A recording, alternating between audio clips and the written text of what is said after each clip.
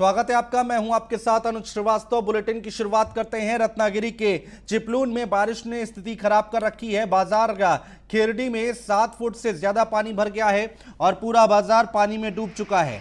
इसके अलावा सैकड़ों घरों में पानी भर गया है, जिसके बाद एयर लिफ्टिंग करने का निर्णय लिया गया है। कोस्ट गार्ड को घटनास्थल पर जाने का आदेश दिया गया है। मुंबई गोवा हाईवे कराड़ रोड पर यातायात ठप हो गया है। तो रत्नागिरी की तस्वीरें हम आपको दिखा रहे हैं। चारों तरफ दिखाई दे रहा है तो बस पानी ही पानी।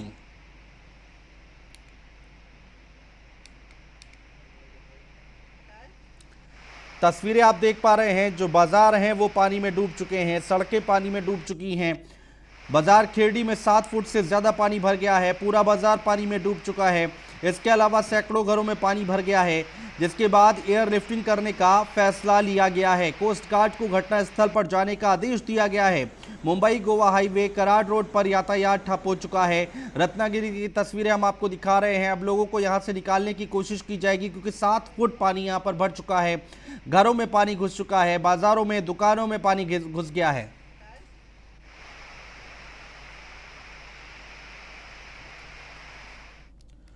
और अकोला जिले समेत अकोला शहर में बुधवार की रात बादल फटने के बाद हुई मूसलाधार बारिश के कारण जनजीवन अस्त व्यस्त हो गया है। अकोला महसूल विभाग के अंतर्गत आने वाले प्राकृतिक आपदा विभाग ने रेस्क्यू ऑपरेशन चलाकर अब तक 68 लोगों की जान बचाई है। वहीं अकोला जिले में 26 गांव में ओलावृष्टि ने लोगों की परेशानी को और भी ज्यादा बढ़ा दिया है। एनडीआरएफ की टीम लगातार लोगों की मदद मुस्तैदी से कर रही है। तस्वीरें अकोला की हम आपको दिखा रहे हैं, जहां पर मूसलाधार बारिश हुई और उसके बाद जीवन अस्त व्यस्त हो गया। अकोला महसूल विभाग के अंतर्गत आने वाले प्राकृतिक आपदा विभाग ने रेस्क्यू ऑपरेशन चलाकर 68 लोगों की जान बचाई है।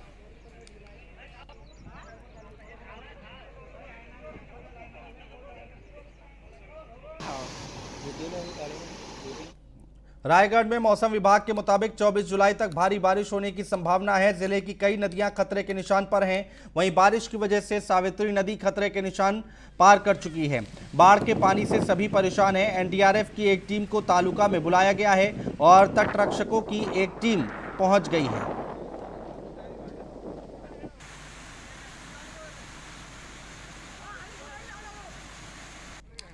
तस्वीरें रायगढ़ की आप देख पा रहे हैं। फिलहाल आपको बता दें कि 24 जुलाई तक भारी बारिश होने की संभावना मौसम विभाग ने जारी कर दी है और जिले की कई नदियां खतरे के निशान पर हैं। बारिश की वजह से सावित्री नदी की अगर हम बात करें तो खतरे के निशान पार कर चुकी है। बाढ़ के पानी से सभी लोग परेशान हैं। एनडीआरएफ की एक टीम को तालुका में बुलाया गया है और तट रक्षकों की एक टीम पहुंच चुकी है। फिलहाल तस्वीरें आप देख रहे हैं रायगढ़ की।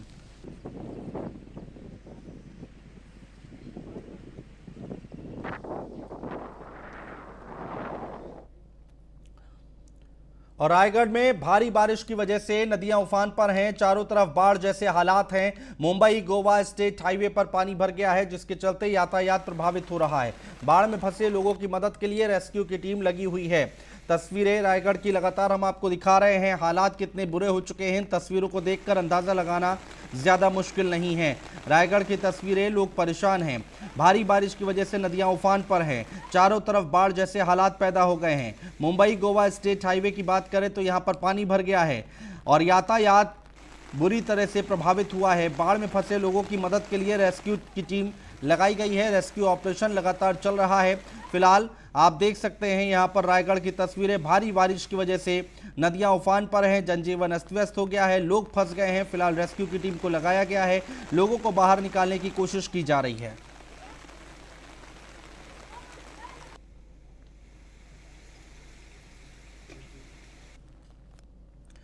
कोरोना संक्रमण से सबसे ज्यादा प्रभावित रहे महाराष्ट्र में पिछले 24 घंटे में संक्रमण के 8,159 नए मामले सामने आए हैं, जो कि एक दिन पहले की तुलना में 1,249 ज्यादा हैं।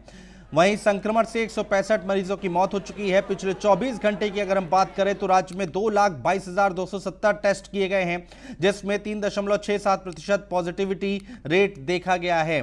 फिलहाल राज्य में 94,745 एक्टिव मामले हैं। वहीं पिछले 24 घंटे की बात करें तो 7,839 मरीजों को अस्पतालों से छुट्टी दे दी गई है। राज्य में कोरोना से रिकवरी रेट 96.33% है।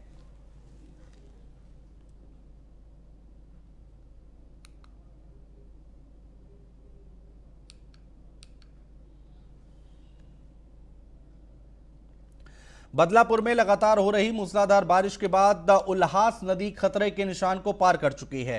बदलापुर के साथ साथ उल्हास नदी से सटा इलाका पूरी तरह से जलमग्न हो चुका है। पानी के बीच फंसे लोगों को सुरक्षित स्थानों पर पहुंचाया जा रहा है। फिलहाल बदलापुर दमकल कर्मी और अधिकारी मौके पर मौजूद हैं और फंसे हुए लोगों को खाना मुहैया कराया जा रहा है। वर्तमान में उल्हास नदी का जलस्तर खतरनाक स्थिति में है, जिसको लेकर प्रशासन ने लोगों से सतर्क रहने की अपील की है।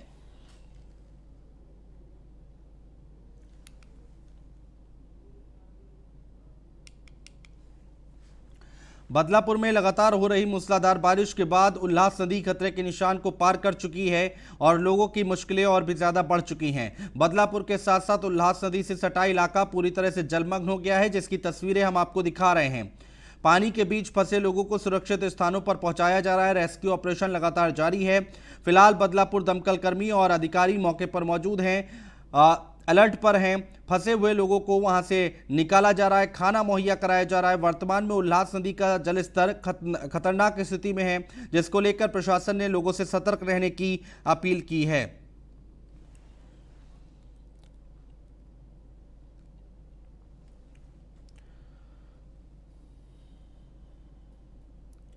रायगढ़ जिले के सुधागढ़ तालुका में लगातार हो रही भारी बारिश से अंबा नदी खतरे के निशान के ऊपर बह रही है।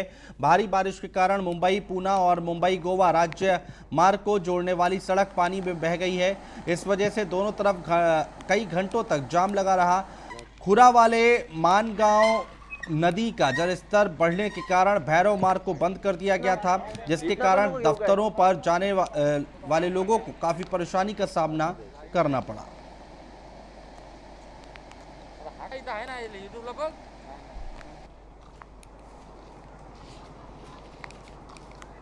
तो रायगढ़ की तस्वीरें, जहां पर सुधागढ़ तालुका में लगातार बारिश हो रही है और अंबा नदी खतरे के निशान के ऊपर बह रही है।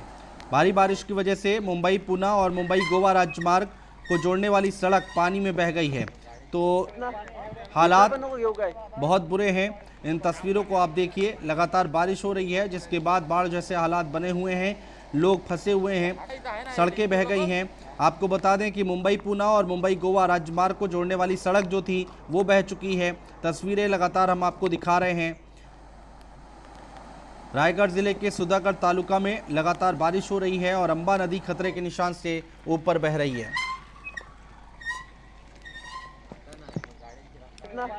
इतना पे नको येऊ काय?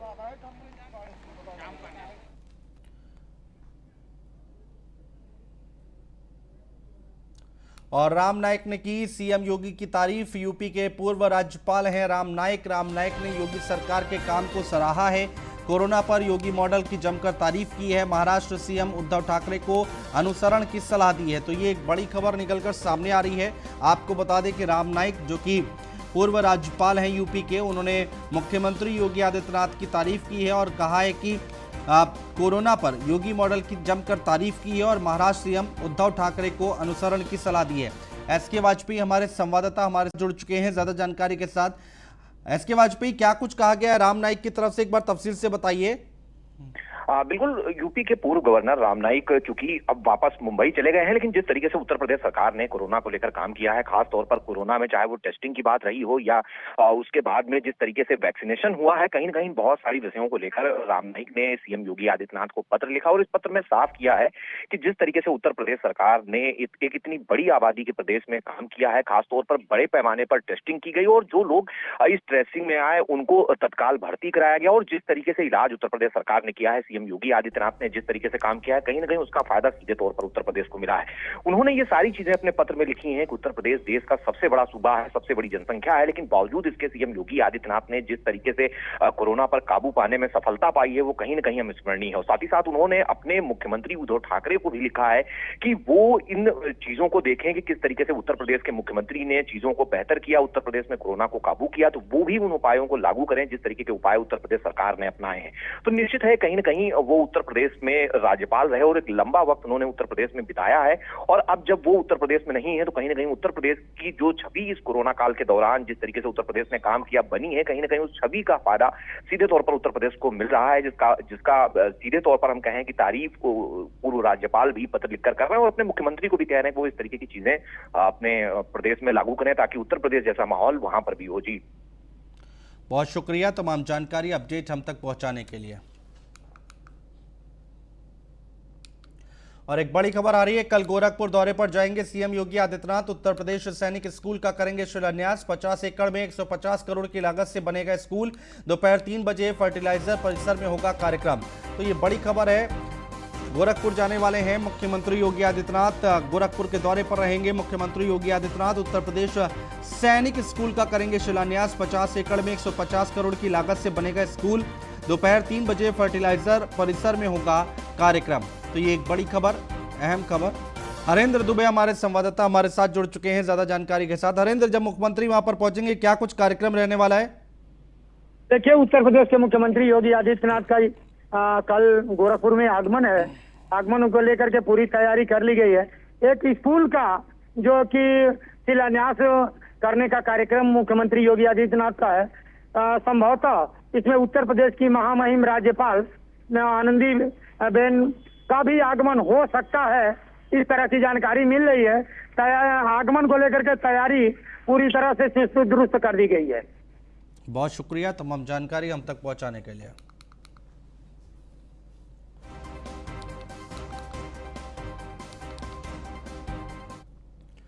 और मेरठ से एक खबर आ रही है, कुख्यात उधम सिंह के घर पुलिस की दबिश। एसपी देहात केशव कुमार ने मारा छापा। उधम सिंह को थाने लेकर आई है पुलिस। मेरठ से बड़ी खबर हम आपको बता रहे हैं, कुख्यात उधम सिंह के घर पर पुलिस की दबिश।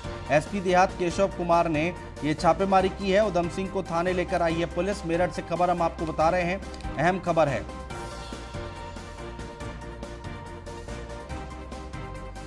मेरठ से बड़ी खबर आ रही है, कुख्यात उधम सिंह के घर पर पुलिस ने दबिश डाली है। एसपी देहात केशव कुमार ने छापा मारा है। उधम सिंह को थाने लेकर आई है पुलिस। बड़ी खबर, अहम खबर मेरठ से हम आपको लगातार बता रहे हैं। कुख्यात उधम सिंह के घर पर पुलिस ने दबिश डाली है। एसपी देहात केशव कुमार ने छापा मारा है। उधम सिंह को थाने लेकर आई है पुलिस।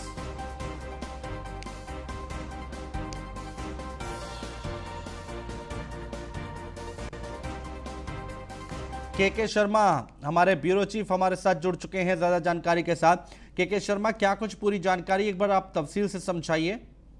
जी, मैं आपको बता दूं कि अभी उधम सिंह जब छूट कर यहाँ पर पहुंचे थे तो उसके बाद बड़े जोरों से क्षेत्र में चर्चा थी कि वो बीजेपी ज्वाइन करेंगे। उनकी पत्नी चेयरपर्सन है यहाँ पर और उनकी राजनीति में जाने की पूरी संभावनाएं थी। लेकिन आज सुबह अचानक घटनाक्रम बदलता है। वो किसी बैंक में जाते हैं और वहां पर शायद किसी को धमकाते हैं और इसके बाद एसपी देहात समेत कई थानों की फोर्स उनके घर पर पहुंच जाती है और उनको गिरफ्तार कर लेती है। और सबसे बड़ी बात यही कि जब उधम सिंह ने अपना राजनीतिक वक्तव्य दिया था, उन्होंने साफ तौर पर कहा था कि मेरे ऊपर जितने भी मुकदमे हैं मैं उन सब मुकदमों को लड़ूंगा और मैं बीजेपी ज्वाइन करने की मेरी पूरी तैयारी है। लेकिन ऐन वक्त पर जिन लोगों को बीजेपी को ज्वाइन करवाने आना था वो लोग नहीं आए और उन्होंने अपने फोन बंद कर दिए। बता दें कि उधम सिंह पर करीब 60 से ऊपर मुकदमे हैं। उन मुकदमों में अभी केसेस की सुनवाई चलनी है। लेकिन राजनीति में जाने की जब उन्होंने अपनी मंशा जाहिर की थी तो लग रहा था कि अब उधम सिंह का जो आपराधिक कैरियर है वो खत्म हो गया। लेकिन आज सुबह जब अचानक मेरठ पुलिस को ये खबर मिलती है तो उसके बाद सबके हाथ पैर फूल जाते हैं। वो दनादन मैं फोर्स के उनके गांव कर्नावल पहुंचती है और वहीं से उनको गिरफ्तार कर लेती है। और इस दौरान उनकी जो पत्नी है पुष्पा, जो चेयरमैन है, वो बेहोश भी हो जाती है क्योंकि एक बार एक आपराधिक प्रवृत्ति को छोड़कर नॉर्मल जिंदगी जीने की कोशिश कर रहे थे उधम सिंह। लेकिन अचानक जब ये पूरी घटनाक्रम सामने आ जाता है तो कई प्रश्न इसके सामने आ जाते हैं। क्या ये सुनियोजित और प्री प्लानिंग के तहत तो गिरफ्तारी नहीं हुई है क्योंकि उनके उतने ही दुश्मन बाहर हैं। के शर्मा, बहुत शुक्रिया तमाम जानकारी अपडेट हम तक पहुंचाने के लिए।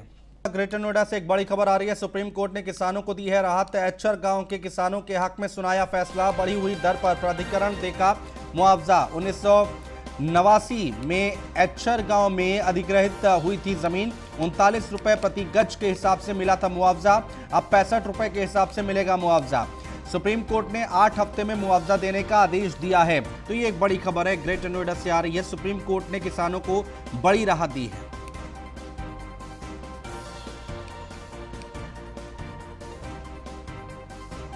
एचर गांव के किसानों के हक में फैसला सुनाया है सुप्रीम कोर्ट ने। बढ़ी हुई दर पर प्राधिकरण देगा मुआवजा। आपको बता दें 39 रुपए प्रति गज के हिसाब से मिला था मुआवजा और अब 65 रुपए के हिसाब से मिलेगा मुआवजा। सुप्रीम कोर्ट ने 8 हफ्ते में मुआवजा देने का आदेश दिया है।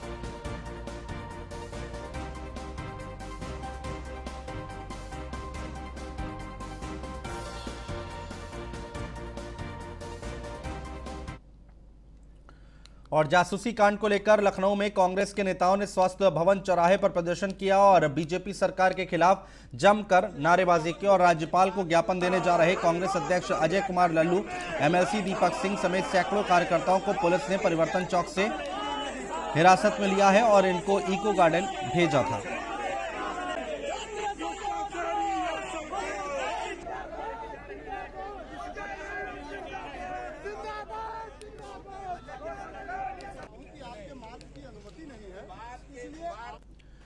और हिरासत में लिए जाने से पहले कांग्रेस प्रदेश अध्यक्ष अजय कुमार लल्लू से हमारे संवाददाता अश्वनी द्विवेदी ने खास बातचीत की है, देखिए।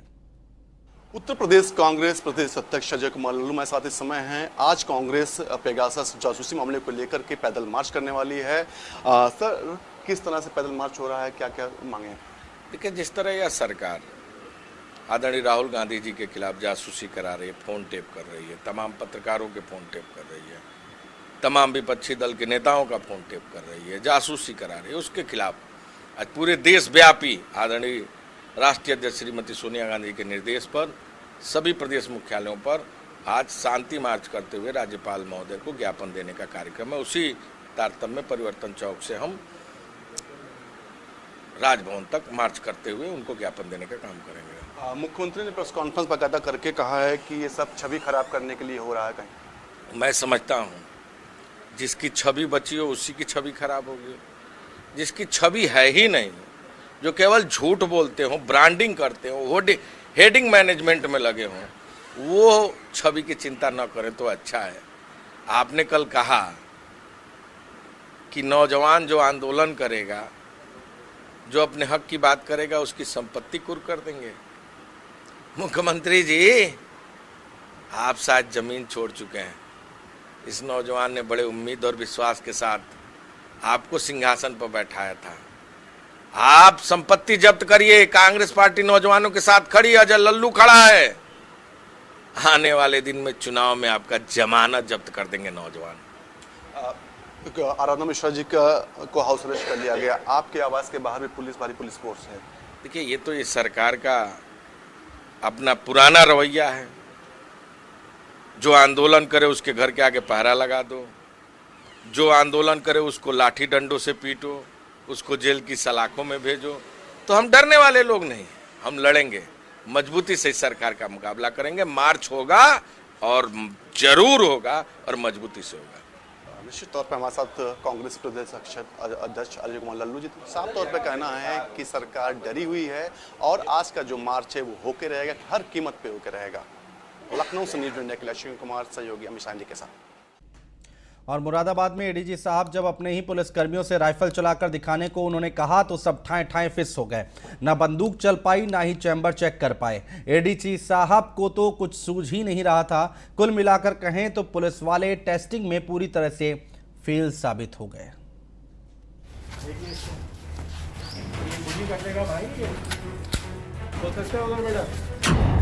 पुलिस की ठाए ठाए हुई फिस।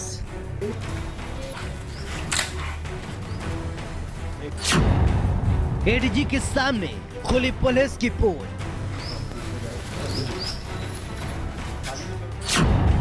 राइफल को अनलोड नहीं कर पाए पुलिस वाले।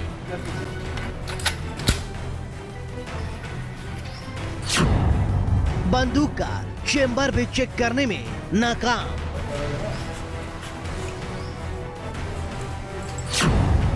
कैमरों के सामने देखिए पुलिस की हकीकत।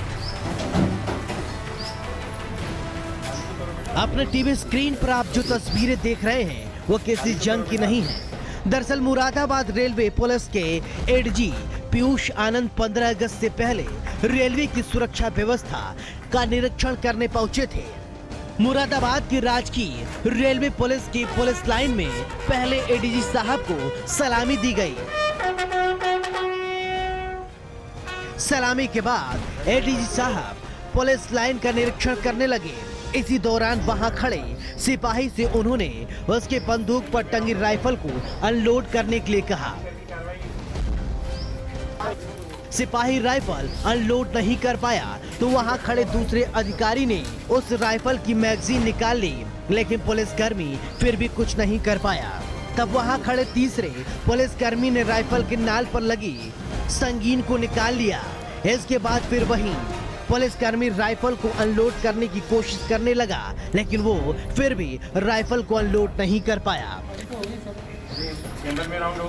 एडीजी साहब मीडिया के कैमरों के सामने खड़े थे, लिहाजा उन्होंने सिपाही से कहा कि पहले चेंबर तो चेक करो, लेकिन वह पुलिसकर्मी चेंबर चेक करने में नाकामयाब रहा।